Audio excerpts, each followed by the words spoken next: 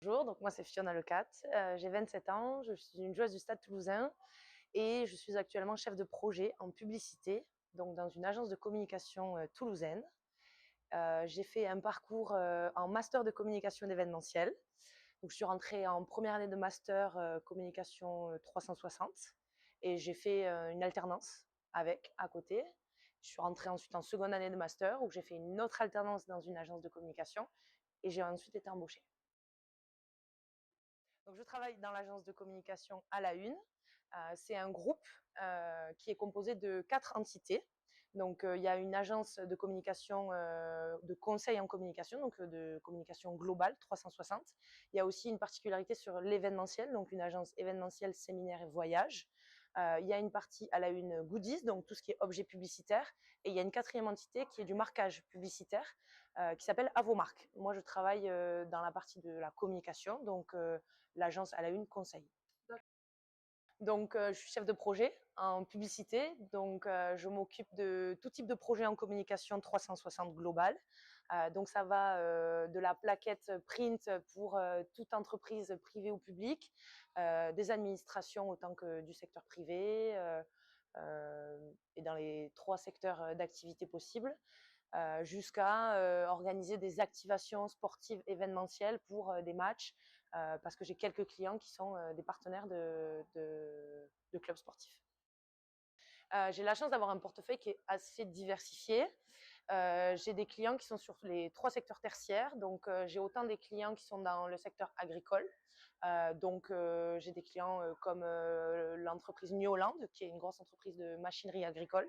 Avec eux, j'active un partenariat ambassadrice avec une joueuse de rugby internationale, Jessie Trémoulière. Donc là, je suis plutôt sur de l'activation sportive. Ensuite, j'ai pas mal de coopératives agricoles, comme Vivadour, qui est une coopérative du Gers. Et j'ai aussi des clients tels que Infront, qui est l'agence de marketing sportif qui s'occupe de faire venir les partenaires au sein du Stade Toulousain. J'ai des clients aussi dans l'administratif, donc la région Occitanie, ou encore des écoles comme IMT, donc c'est des écoles d'ingénieurs sur Albi. C'est assez varié et j'ai plein de profils de clients différents, des petits et des très très gros, de tout domaine. Mon objectif, c'est d'arriver à driver et à être l'entre-deux entre mon client à qui je dois rendre un produit fini par rapport à sa demande et le studio des graphistes avec qui on travaille au sein de l'agence, qui eux par contre vont me réaliser le projet que le client attend. Moi, je suis un petit peu au milieu et je dois essayer de driver un peu les 2 entités pour qu'au final, mon client soit content parce que il est venu pour une demande particulière, donc je dois répondre à son attente dans la mesure du possible. Donc, ma responsabilité première, c'est que mon client soit content et que bien sûr, je continue à réaliser des projets avec lui, que ça soit pas uniquement du one shot. Donc, c'est de travailler aussi ma relation clientèle avec lui, c'est très important. Mais d'un côté, c'est de continuer à avoir une bonne cohérence et communication avec tous mes collaborateurs en interne au sein de l'agence, c'est-à-dire autant les autres chefs de projet, parce qu'on est plusieurs, que les graphistes, que les autres postes au sein de l'agence pour qu'on puisse travailler tous ensemble et qu'on arrive au meilleur livrable possible.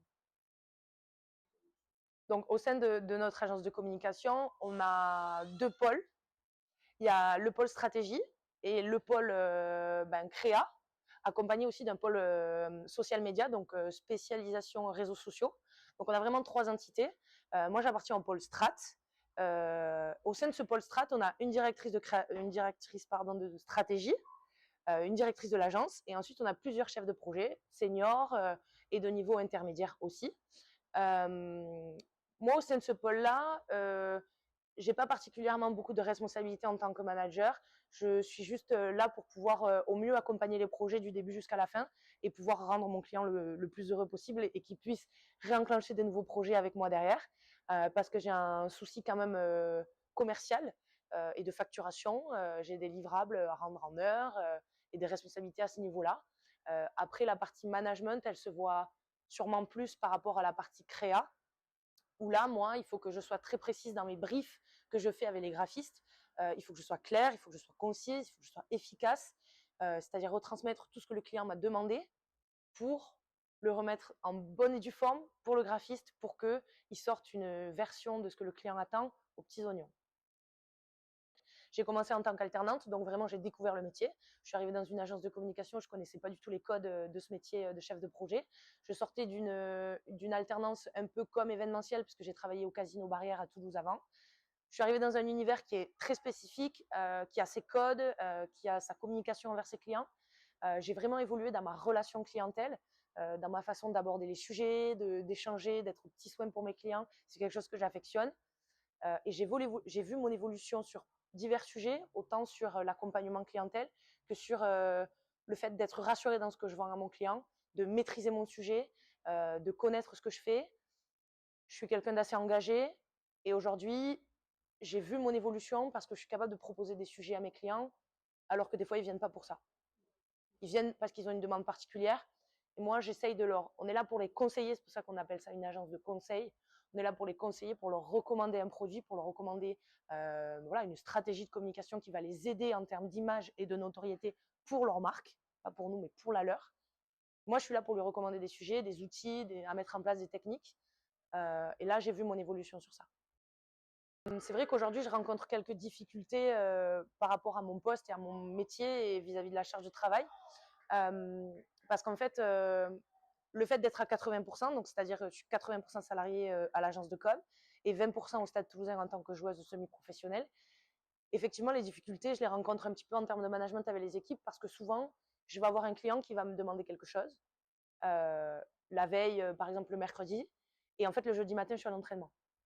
Et là, moi, il faut que je sois très réactive et que je puisse briefer mes équipes avant même de partir le mercredi soir pour que le jeudi matin, quand les équipes arrivent, les graphistes par exemple, ils arrivent au studio. Voilà, Fio, elle n'est pas là, elle est à l'entraînement, mais par contre, je suis en capacité de faire ma tâche parce qu'elle m'a bien briefé, parce qu'elle m'a bien expliqué le sujet. Si moi, je me loupe sur ça, ils ne pourront pas faire le boulot, ce qui est normal. Et du coup, je n'aurai pas bien managé ou pas bien briefé les graphistes. Et du coup, quand j'arriverai à 14h le jeudi après-midi, en fait, j'aurais perdu une matinée. En soi, c'est pas très grave, mais si par exemple je suis sur un délai serré avec mon client, c'est là où c'est compliqué. C'est vrai que pour pallier un petit peu à cette difficulté du fait que je sois pas là 2 demi-journées dans la semaine, j'essaye de mettre en place des outils internes avec mes collaboratrices, avec mes collègues. Il y a les autres chefs de projet, elles savent que je suis pas là 2 demi-journées. Donc quand par exemple le mardi midi, j'ai une demande client qu'il faut absolument que je renvoie l'après-midi, mais que je suis pas là, je serai à l'entraînement, je brief une autre chef de projet pour qu'elle l'envoie à la cliente à ma place. Donc ça, c'est plutôt de l'outil relationnel entre nous, entre chefs de projet. Et après, on a en place des systèmes internes, mais pour tout le monde, pas que pour mon cas.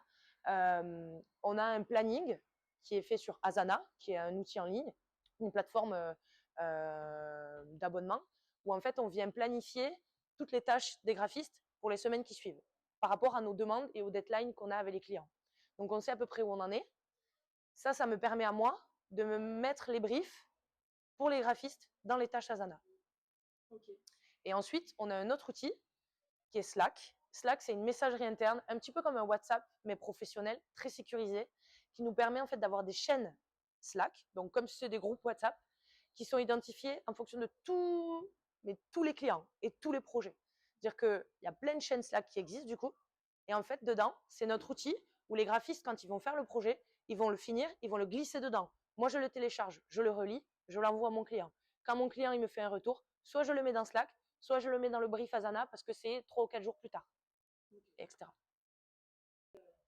Une journée type en tant que chef de projet dans notre agence de com, moi principalement, quand j'arrive au boulot, je check mes mails. Parce que mes mails, c'est mes urgences de la journée. C'est-à-dire que la veille au soir, mon principe de base, c'est que je ne pars pas tant que je n'ai pas fini toutes les demandes ou tous mes mails. J'essaye en tout cas au maximum de m'y contraindre. Pardon. Donc quand j'arrive, je check mes mails. Si j'ai une urgence qui est tombée, je regarde le planning Asana par rapport aux tâches qu'on a planifiées pour les graphistes. Si je vois que dans le planning Asana, il y a un moment qui est réservé à ce client et que j'ai une urgence, je vais voir mon graphiste, je le brief, je lui demande de me le faire le matin s'il peut. C'est en fonction des urgences. En fait, on traite les urgences des clients et ensuite on essaye un petit peu de s'accorder avec les autres chefs de projet pour voir quelle est l'urgence prioritaire. Donc souvent, quand le matin on arrive, on check nos mails, on parle entre nous en tant que chef de projet. Ensuite, on parle un petit peu avec les graphistes pour les briefer et après la journée, elle s'articule comme ça. Ensuite, ça va dépendre de ce que j'ai dans ma to-do, mais je peux autant faire tout ce qui est administratif, donc faire des devis, faire de la facturation pour mes clients parce que j'ai fini un projet. ou parce que j'ai une nouvelle demande, donc il faut que je fasse un devis, ou parce que je vais avoir un meeting, une réunion, donc il faut que je la prépare, ou parce que j'ai une stratégie à monter, donc là je prends une presse, je me monte, je m'enferme dans une salle, je me concentre, je balance mes idées, ou on se met un peu en brainstorming à plusieurs chefs de projet, ça nous arrive souvent aussi. C'est rare quand on travaille seul dans une agence de communication. L'avantage qui se recoupe beaucoup avec les sport co, c'est qu'on travaille beaucoup en équipe et que souvent, quand on travaille sur des stratégies de com pour des clients, pour leur proposer des idées, là, on est plusieurs. Donc, c'est assez varié les missions. Je suis plutôt quelqu'un de très organisée, très rigoureuse. Je déteste me faire dépasser par les imprévus. Donc, j'essaye de les concentrer au maximum. Je sais qu'il y a des urgences et ça fait partie de notre métier. J'aime aussi les urgences. Je suis pas quelqu'un de stressé. Donc, en fait, j'ai une to-do. Chaque client a sa couleur. C'est assez particulier, mais j'ai deux cahiers différents. J'ai un premier cahier où chaque client a un code couleur et un acronyme de 3 lettres. Et je note à chaque fois ce que je dois faire par client au fur et à mesure qu'on me le demande. Donc, il y a des fois, à la fin de ma journée, si le graphiste ne l'a pas fait, je ne le raye pas de ma to-do parce que je ne l'ai pas encore rendu à mon client. Et ensuite, j'ai un deuxième cahier où là, j'ai toutes mes notes par rapport quand un client m'appelle, qui me demande quelque chose. Là, c'est vraiment mon bloc de notes classique où je viens y mettre tous mes pense-bêtes pour gratter. Je suis plutôt quelqu'un de très peu digital sur la to-do list. J'aime bien écrire, j'aime bien gratter. J'ai des petits post-it, j'ai des petits pense-bêtes. Moi, quand il y a quelqu'un qui m'appelle, on est souvent au téléphone en tant que chef de projet. Un client m'appelle, me dit ah, au fait, je voulais ce format-là pour là-bas, je sais pas ce format-là. Il va pas me faire un mail derrière pour me redire. C'est à moi de prendre sur moi, de noter, de pas oublier, d'y penser, de faire le brief au graphiste, etc. Ce que je préfère le plus dans mon métier aujourd'hui, c'est la relation que j'ai avec mes collègues et la relation que j'ai avec mes clients. Je suis une personne qui aime le contact social parce que j'aime le sport co, donc je pense que ça va avec aussi. Et l'avantage de bosser en agence, c'est ça. C'est qu'il faut qu'on entretienne une bonne relation avec nos clients si on veut les conserver et si voilà, on veut passer une belle année en termes de chiffres commerciaux. Donc c'est important. Mais j'aime aussi la relation clientèle que la relation avec mes collègues. C'est important de bien s'entendre avec tout le monde. Alors, on ne peut pas s'entendre avec tout le monde comme dans une équipe de sport, mais effectivement, j'aime voilà, arriver, discuter un petit peu avec mes collègues, savoir s'ils ont passé une bonne soirée, s'ils sont en forme, s'ils sont pas en forme. J'aime échanger avec eux. Je trouve que c'est important aussi de connaître les habitudes des uns et des autres, d'avoir une petite attention de temps en temps pour eux. J'aime ce lien en fait, et c'est, je pense, que ce que je préfère dans mon boulot et ce que j'aime aussi par-dessus tout, et que c'est pour ça que j'aime la vie en agence et que j'aurais peut-être du mal en ce moment en tout cas à aller travailler chez un annonceur, c'est le rythme. En agence de com, on a un rythme qui va vraiment à 1000 à l'heure. On dit que des fois il y a des périodes creuses, des périodes hautes. Honnêtement, janvier, février, c'est censé être une période creuse, c'est pas du tout une période creuse. Mais on aime ça. Voilà, on est toujours dynamique, on est toujours. Moi là, je vais aller au boulot, je sais pas, je sais qu'il y a des trucs que j'ai à faire, mais il faut que j'aurai des petites surprises qui m'attendent. Et ça, c'est cool parce que je suis emballée en fait. C'est-à-dire que je vais au boulot, je suis contente d'y aller, j'ai le smile, je suis contente de voir mes collègues, mes clients, je les aime bien, ça se passe, ça se déroule bien, il y a une bonne dynamique. Et voilà, je sais que je m'ennuie pas. Et ça, c'est quelque chose qui me plaît dans mon métier. Je vais au boulot, je m'ennuierai jamais. C'est vrai que bah, c'est très dynamique, c'est très rythmé. Donc forcément, il y a des moments où la charge de travail, elle est présente. Ouais, pour le coup, ça, c'est une réalité. Il faut savoir gérer la pression. C'est un fait. Et je pense que le fait d'avoir joué à très haut niveau et de jouer encore dans un très bon niveau au Stade Toulousain, j'ai la chance d'avoir eu l'expérience et de savoir gérer une pression, de savoir gérer un stress, de ne pas être paniqué pour le moindre truc, de savoir prioriser.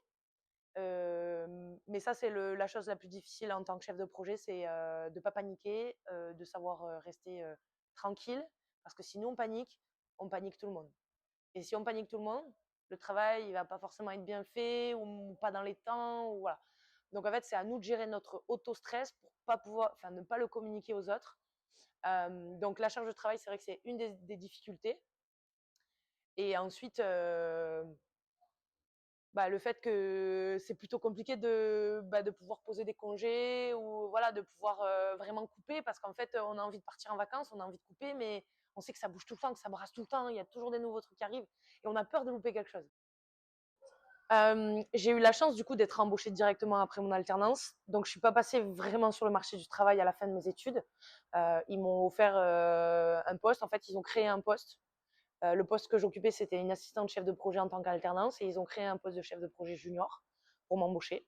Donc j'ai pas connu la difficulté de rentrer sur le marché du travail, de chercher du travail, de postuler, de remanier mon CV, d'être créative dans mes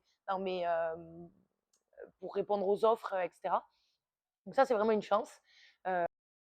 Pour être une bonne chef de projet, même si je ne sais pas si je le suis, mais je pense que les compétences qui sont primordiales, c'est d'être dynamique, enthousiaste, organisée, rigoureuse et pleine de volonté. Je pense que si vous voulez travailler dans le secteur du sport, déjà, il faut être passionné. Parce que c'est un secteur qui prend beaucoup de temps. Parce que je pense que quand on travaille dans une association sportive ou dans un club de sport, on bosse le week-end. Donc en fait, voilà, il faut être engagé, il faut être volontaire, il faut être passionné, il faut aimer, voilà, donner de soi, donner du temps. Il faut être ambitieux parce qu'il y a beaucoup de gens qui veulent travailler dans ce secteur-là parce que c'est un super domaine en fait. Il y a beaucoup de bons côtés de travailler dans un univers sportif. On rencontre plein de gens, les relations elles sont géniales, on découvre plein de moments, on partage voilà, des moments de joie dans les victoires, des moments plus difficiles aussi dans les défaites mais on est partagé avec beaucoup de sentiments. Et donc, on a beaucoup d'adrénaline, en fait. Même si on travaille dedans et qu'on n'est pas joueur ou acteur, on a beaucoup d'adrénaline et ça, c'est hyper important. Donc, je pense que si vraiment vous avez la volonté de travailler dans ce secteur, il faut être ambitieux et ambitieuse, il faut y aller, il faut se donner les moyens de pouvoir y aller. Moi, je pars du principe que si tu es passionné et si tu as envie d'aller dans ce domaine-là, tu y arriveras. Il n'y a pas de débat. Tu auras forcément au bout d'un moment une opportunité qui va se présenter, un poste, une offre, un stage, un job en fixe, peu importe. Mais il faut y aller, il faut s'engouffrer. Par contre, quand tu t'y engouffres, il ne faut pas lâcher. Il ne faut pas lâcher le morceau parce que je pense que les postes sont rares et que les offres aussi se font de plus en plus rares. Honnêtement, j'ai pas eu trop le choix que de déléguer un petit peu des tâches et des missions parce que finalement, je travaillais en fait à 100% quand j'étais en alternance. Enfin, j'avais un jour de cours par semaine, donc c'était quand même comme si j'étais à 100%. Ensuite, quand j'ai signé mon contrat, j'ai travaillé pendant juste de septembre à mai à 100%. Et ensuite, on est passé sur les contrats à 80% avec le centre de perfectionnement au stade. Et en fait, là, j'ai pris un petit peu la marée parce que je suis passée d'un contrat à 100% avec une multitude de clients et j'en étais ravie. Ah, j'ai envie de garder mes clients, mais j'ai moins de temps au boulot. Donc, j'ai dû un petit peu me réorganiser, être beaucoup plus rigoureuse que je l'étais avant et du coup forcément déléguer quand je sais que j'ai des gros rendus et des gros livrables mais que je vais pas être présente. Soit il faut que je me bouge pour rendre avant que je parte, donc c'est-à-dire mettre aussi un petit peu la pression au graphiste tout en restant cordial, ou alors il faut que je délègue et là j'ai pas le choix, ou alors il faut que je dise à mon client écoute je suis pas là cet après-midi, tu l'auras demain matin. Si jamais je sens que c'est possible, si c'est pas possible, je délègue à une autre chef de projet qui est largement en capacité de prendre le relais.